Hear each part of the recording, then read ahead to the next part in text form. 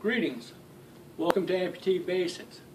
I'm Charles. I'm 54 years old. I am 6'1" when I'm fully assembled and weigh about 235 pounds. Now, I usually put that in my introduction to things because I think it's important as people look at this, especially if they're looking to find things they can apply to their own situation. It's a good idea to have a sense of my size. You know, some people would go, oh, well, heck, I don't weigh anywhere near that much. That ought to be easy. Or, man, I'm not anywhere near that tall. I couldn't do that. So I like to let people know just so that they have some sense of what my size, my proportions compared to themselves. Okay, and I do like to let you guys know right off, I am no sort of health care professional. I'm not a physician of any nature. No nursing assistants, no physical therapists, no therapist of any kind. I'm just a fellow who has been an amputee for several years and have come up with some things that seem to work well for me and thought that other people might be interested. A lot of these things took me a long time to figure out. I have actually been an amputee. My first amputee has been several years ago now, a little over 4 years ago, and that was a below the knee, right leg below the knee amputation. Just about 9 months ago, I guess at this point, I had a below the knee amputation on my left side. Now that didn't take, so I ended up going in again and having above knee amputation. So I've only had that amputation was done about 7 months ago. So I've had an amputation that I've had for quite some time, and then another amputation that I've had for a relatively short period of time. Okay, and basically this stuff is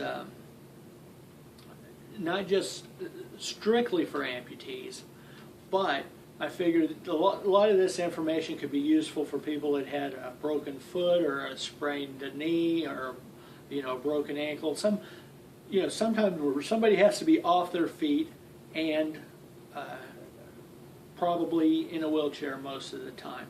And one of the things I'll point out is a lot of these things you'll see me do is it's all from a wheelchair for me. I never was smart enough to figure out crutches. The chances are I'd be going in for more surgeries by now if I had been trying to do this stuff on crutches. So I do not do the crutch thing. Okay. One of the other things I suggest is when you're watching videos, especially of this type, that you, if you're doing it for informational purposes as opposed to just you like to see people move around funny, if you're doing this for informational purposes, you should go ahead and watch these videos from beginning to end. Because if there is just the slightest tidbit of information that can help you out, that you might be able to use or adopt for your use, periodically, it would be worth the extra couple of minutes to do that.